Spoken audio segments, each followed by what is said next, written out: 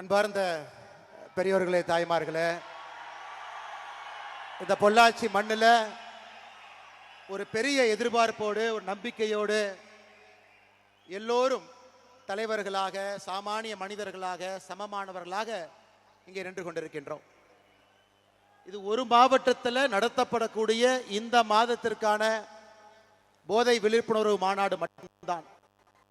உங்களை பார்க்கும் பொழுது, உங்களுடைய நம்பிக்கையை பார்க்கும் பொழுது, பொள்ளாச்சியில் மட்டும்தான் மாநாடு நடக்குதுன்னு கூட எல்லா பக்கத்திலிருந்தும் கூட ஒரு பெரும் எதிர்பார்ப்போடு, பெரும் அன்போடு நாங்களும் இருக்கின்றோம் என்று சொல்வதற்காக மட்டுமல்ல, நாங்களும் தலைவர்களாக பணி செய்வோம், சமுதாயத்தை மாற்றுவோம் என்று வந்திருக்கக்கூடிய வீத லீடர்ஸ் அமைப்பினுடைய எல்லா தலைவர்களுக்கும் என்னுடைய நெஞ்சார்ந்த நன்றிகளை, வாழ்த்துக்களை இந்த நேரத்தில் தெரிவித்துக் கொள்கின்றேன். அருமை சொந்தங்களே, இது ஒரு சாதாரண நிகழ்வல்ல.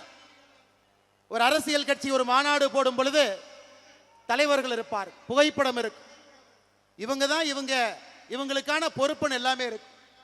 எந்த பொறுப்பும் யாருக்கும் கிடையாது. எனக்கு தலைமை சேவகன் என்கின்ற பொறுப்பு 2020 அந்த அமைப்பில் இருக்கின்றேன். 2025 ஜூன் 5 வந்திருக்கக்கூடிய தலைவர்களுக்கு இன்னும் பொறுப்பும் இல்லை. எல்லாருமே தன்னார்வ குழு, தன்னார்வ நண்பர்கள், தன்னார்வ தலைவர்கள்.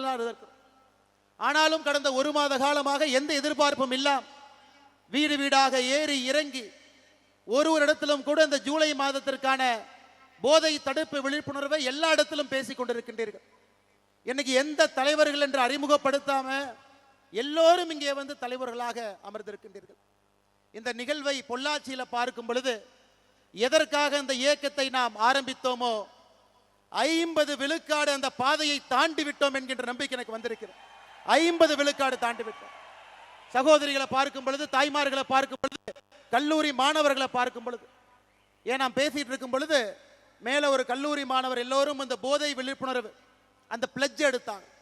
அதற்கான நம்ம எல்லோரும் எந்திரிச்சு அதற்காக நாம் இதயத்திலிருந்து சொன்னோம், இதை நாங்கள் பின்பற்ற போறோம். ஒரு மாணவன் மட்டுமே, கிரீஷ் என்கின்ற மாணவன் மேடையில் பார்த்தீங்கன்னா அந்த 12 பேர்த்துல அழுது கொண்டிருந்தார். நான் அங்கிருந்து பார்த்தேன்.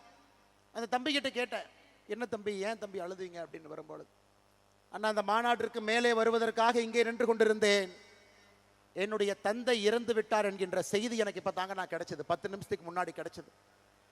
ஆனாலும் நான் இந்த மாநாட்டிற்கு, வீத லீடர்ஸ் இதற்கு போதைக்கு எதிரான அந்த விழிப்புணர்வு பேரணிக்கு, மாநாடுக்கு நான் இங்கே வந்து கலந்து கொண்டுவேன் என்று கலந்துட்டு இருக்கேன். ஏன்னா எங்க அப்பாவும் ஒரு விதத்தில் குடிக்கு அடிமானவர் தான். அதனால இதிலிருந்துனாவது மக்கள் மீண்டு வெளியே வர வேண்டும் என்கின்ற எண்ணத்தில் தான் நம் மேடையின் மீது வந்து பங்கேற்று விட்டு இறங்கி கொண்டிருக்கின்றார். இதை பார்த்த பிறகு இந்த மனிதன் அல்லவா தலைவன் என்கின்ற எண்ணம் நமக்கு வரலைங்களா? எப்படிப்பட்ட ஒரு தலைவன் ஒரு துயரமான நேரத்தில் மேடையில் நின்று கொண்டிருக்கின்றார். அந்த துயரத்தை காட்டாம மேடையில் 5 நிமிடம் இதற்கான பிளட்ஜ் எடுத்துக்கிறார்.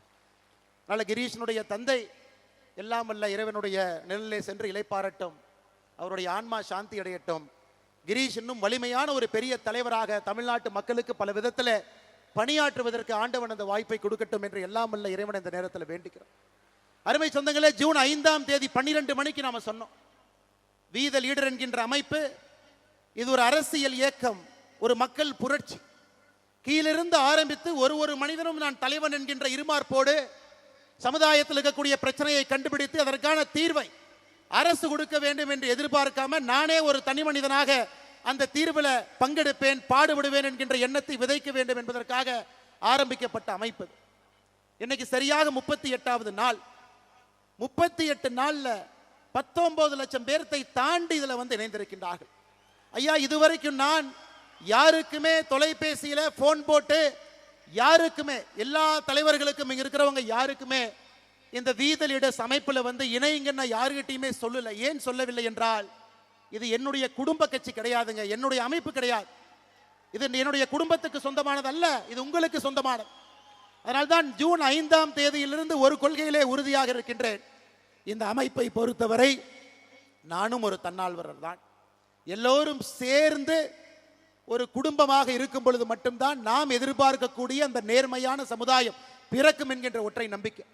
எனக்கு எந்த அழைப்பும் இல்லாம இத்தனை பேர் வந்திருக்கிறீங்கனாவே தமிழ்நாட்டில் நல்லவங்க இருக்கிறாங்க, நல்லது பேசுறாங்க, நல்லது செய்வதற்கு தயாராக இருக்கின்றார்கள். வாய்ப்புக்காக மட்டும் காத்து கொண்டிருக்கின்றார்கள் என்பது பொள்ளாச்சியில வீதலிட அமைப்பினுடைய இந்த மாநாடு நமக்கு பறைசாற்றுகிறது அருமை சொந்தங்களே. அதனாலதான் நிறைய பேர் சொல்லுவாங்க, இதற்கு முன்பான இருந்த கட்சியாக இருக்கட்டும் எல்லாம் அன்னை போன் பண்ணி இவங்களை கூப்பிடுறாங்க அவங்களை கூப்பிடுறாங்க. யாரையுமே நான் கூப்பிட போவது கிடையாதுங்க. நீங்களும் கூப்பிடாதீங்க.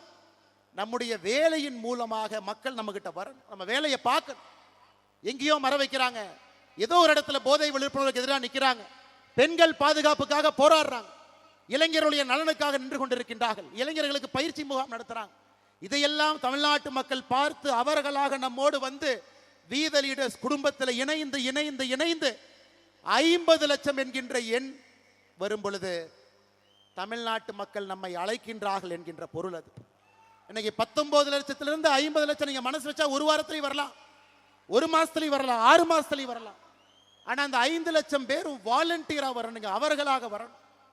நாம யாருக்குமே ஃபோர்ஸ் பண்ணி வாங்க, ஒரு ஷீட் எடுத்துட்டு போய் உங்க பேர் சொல்லுங்க, மொபைல் நம்பரை சொல்லுங்க, நான் எழுதிக்கிறேன், ஒரு மிஸ்டு கால் கொடுக்குறேன், நீங்க வாங்க, அப்படி இல்லைங்க.